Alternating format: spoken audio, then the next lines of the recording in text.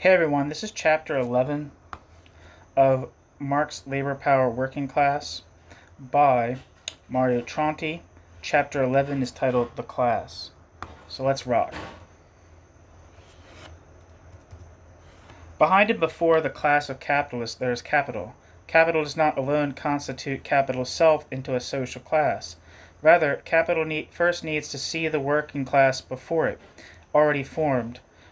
But even after capital has achieved a subjective class expression, what guides the process still remains an object, a thing, a material relation in the form of a social relation, a development mechanism. The bourgeois ideologue is still scandalized by this, but fetishism, reification, and alienation are permanent realities in the history of capital.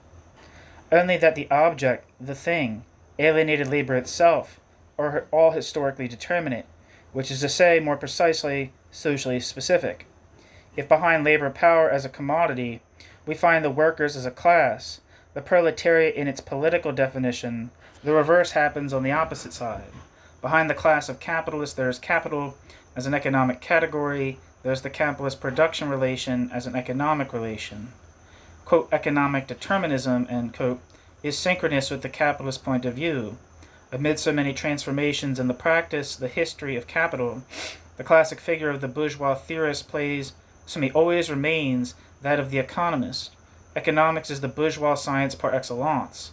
Sociology itself is nothing other than an ideology of economics. Indeed, no question is more, quote, ideological, end quote, than the one that asks, at this point, quote, what is a social class, end quote. The sociologist starts reading Capital from the end of Volume 3 and stops reading when the chapter on classes breaks off.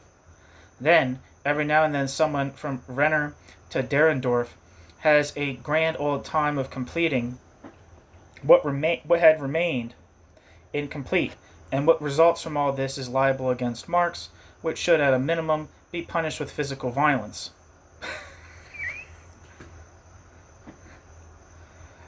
But there was a reason the chapter on classes remained incomplete.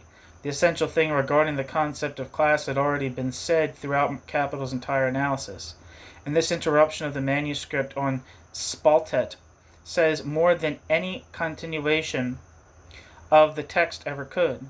After the discourse had again started out from the real separation, the one governed by the law of movement of the capitalist mode of production, between means of production and labor, and the transformation of labor into wage labor, and of means of production into capital, an internal dissection of drei grossen Klassen, governed by the division of labor, was so inessential and even perilous that it could not be continued.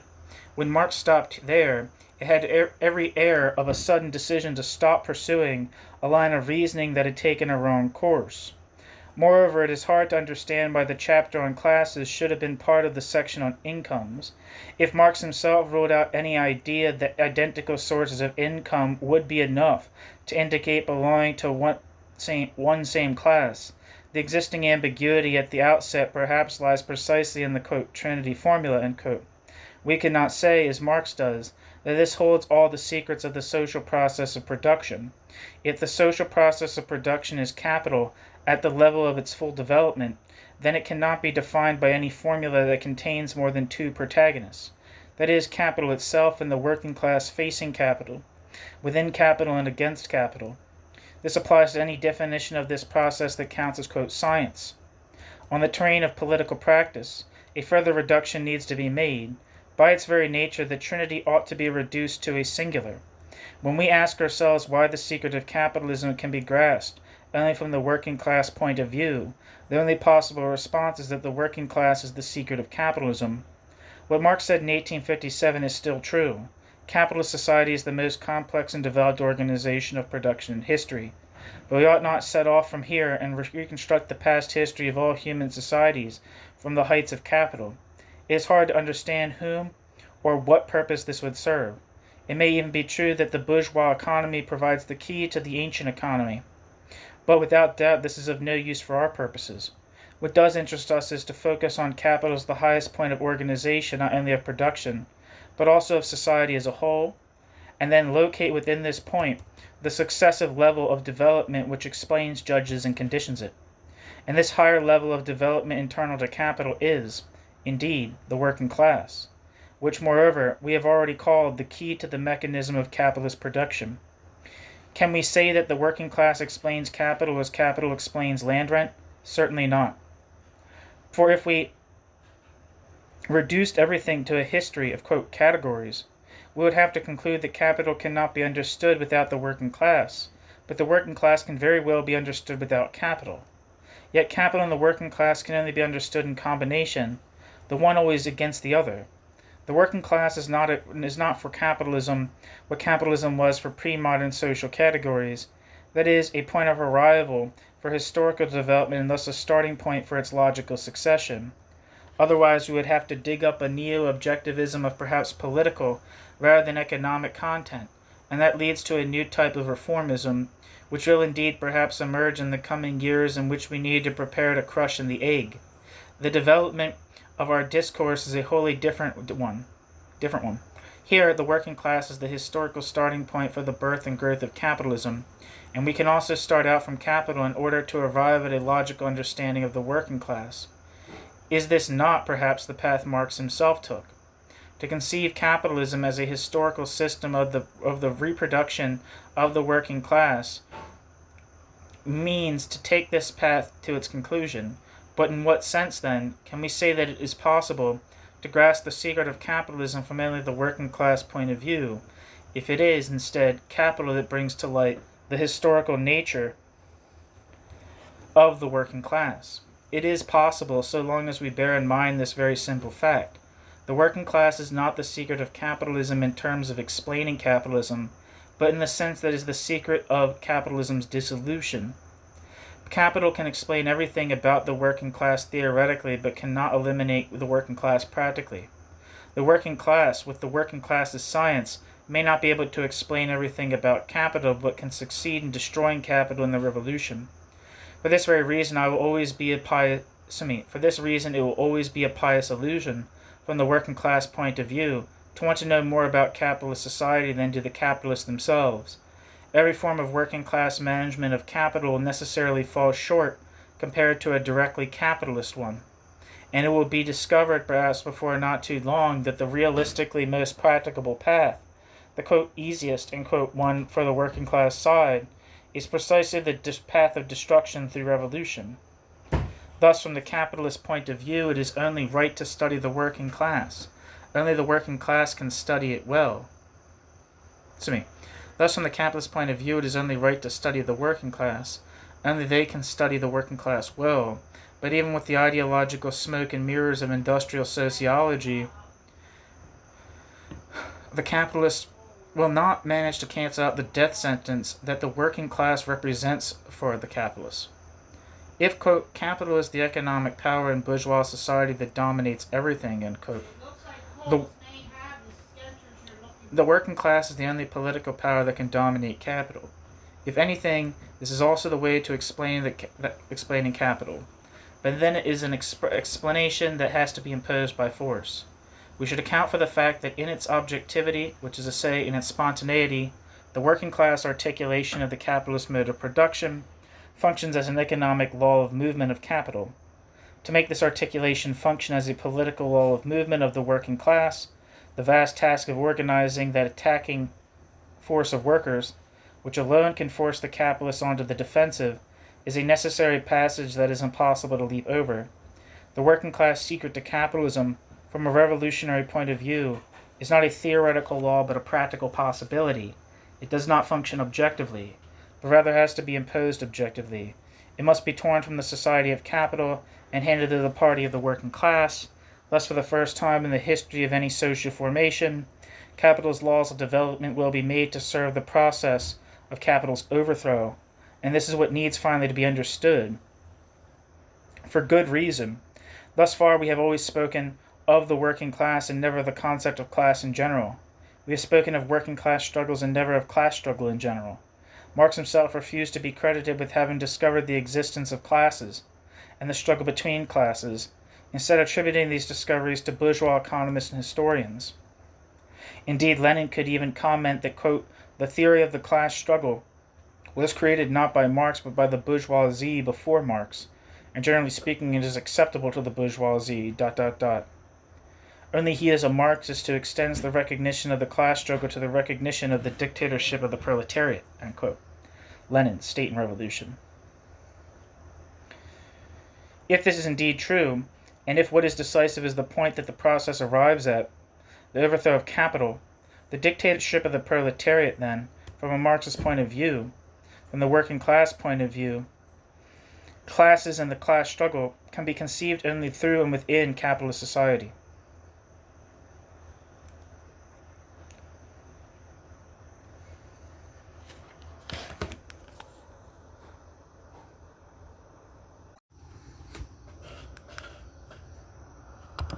Or would you have it that the class struggle between the serfs and landlords, or perhaps between Spartacus and Licinius Crassus, ought to have ended with the dictatorship of the proletariat? Question mark.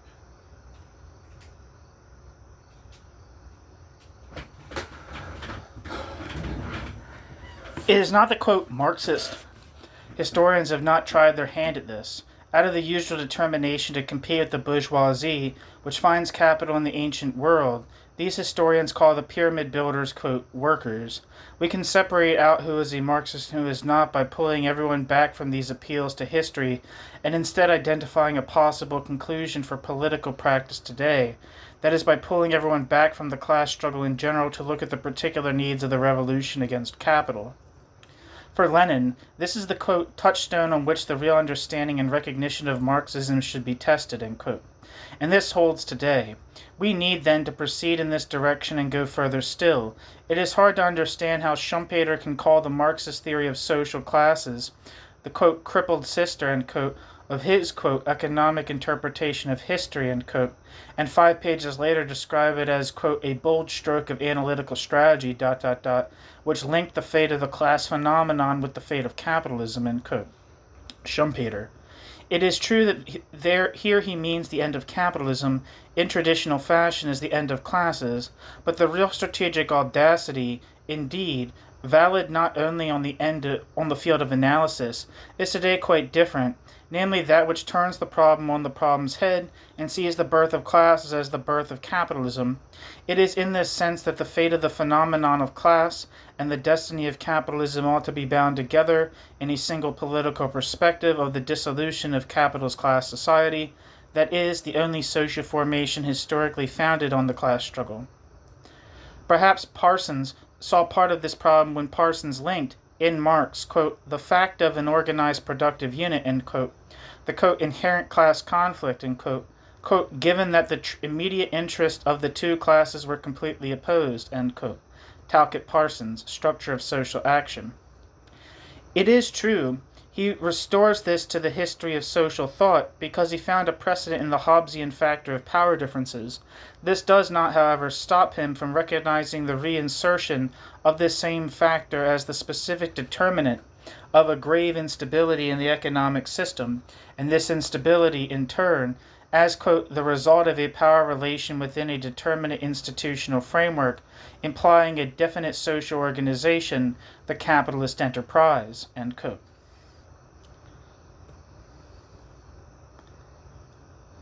Parsons. Here, naturally, we will not manage to place the class relation before the capitalist relation of production. It would moreover be to ask too much, and the important thing is not to ask these people about these things. Capital's scientific point of view can also go so far as to close off the course of the class struggle within the history of capitalism. The direct capitalist at the social collective level is compelled to do this daily to meet his own practical needs, and this is why, on this terrain, the modern science of capital does not only seem, but is, more advanced than the currently dominant archaeological Marxism. What absolutely cannot be seen, standing outside the working class point of view, which is to say, outside of the organization of the working class struggle, is the fact that the class relation historically preceded the capital relation, and thus classes historically preceded capital. and thus the working class historically preceded the class of capitalists. Indeed, this historical precedence is nothing other than the workers' permanent and aggressive political pressure against the bosses. Does not the very birth of the working class point of view, the possibility of a non-objective social science without pretensions to objectivity, the practicability of a unilateral synthesis which grasps all the phenomena of all present society from one side, not to know them but to overthrow them, the quote, imposing synthesis, end quote, of Marx's oeuvre, does not at all find its material raison d'etre precisely in the birth of the first social class, to have historically existed, the working class. The historical starting point in capitalist society saw the workers on one side and the capitalists on the other. This is another of those facts that imposes itself with the violence of simplicity. We can historically speak of the single capitalist, that is, the socially determinate figure who presided over the constitution of the capitalist relation of production. As such, at least in the classic development of the system, the historical figure does not disappear and is not extinguished or suppressed. Rather, he is collectively organized, being socialized, so to speak, in capital, precisely as a class relation. But at no historical moment can we speak of the single worker. The materially socially determinate material figure of the worker arises already collectively organized. From the outset, the workers, like the capitalist exchange values, proceed in the plural. The worker in the singular does not exist. Dahrendorf reproaches Marx for his error of, quote, sometimes, end quote, recognizing only the proletariat as a class. But for us, this error is very easy to understand. Such as the conditions of the class struggle that almost every day each of us is led to see. On the one side, a social class that moves as such, and on the other side, something that is always either less or more than a social class. Something less, because the capitalist side's directly economic interest has continued to present itself in divided fashion, and perhaps will never cease to do so. Something more, because capital's political power now increases its apparatus of control, its domination of repression, beyond the traditional forms of the state, such as to take hold of all the structures of the new society. So, on each occasion, we need to strive to reduce to the class level, the level of the two classes, all the phenomena that apparently seem to contradict this level or not concern it. And this is, not least, the burdensome task of theory, and the reason why it is necessary.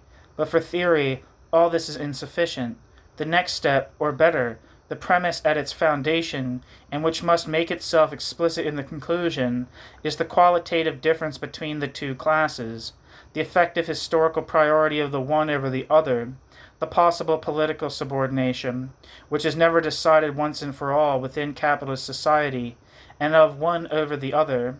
If the class relation precedes the capital relation, the class relation at the origins presents, on the one hand, living labor power, and on the other, the dead conditions of production.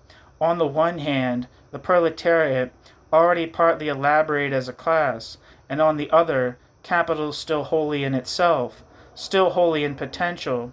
That is, on the one hand, the social mass of sellers of the commodity labor power, gripped within a collective condition that makes them altogether antagonist of a single enemy, and, on the other, the single capitalist, the true and only sovereign individual, the prince entrepreneur, who conquers command over living labor with the power of all that is dead, money, land, work tools, and thus seizes power over everything.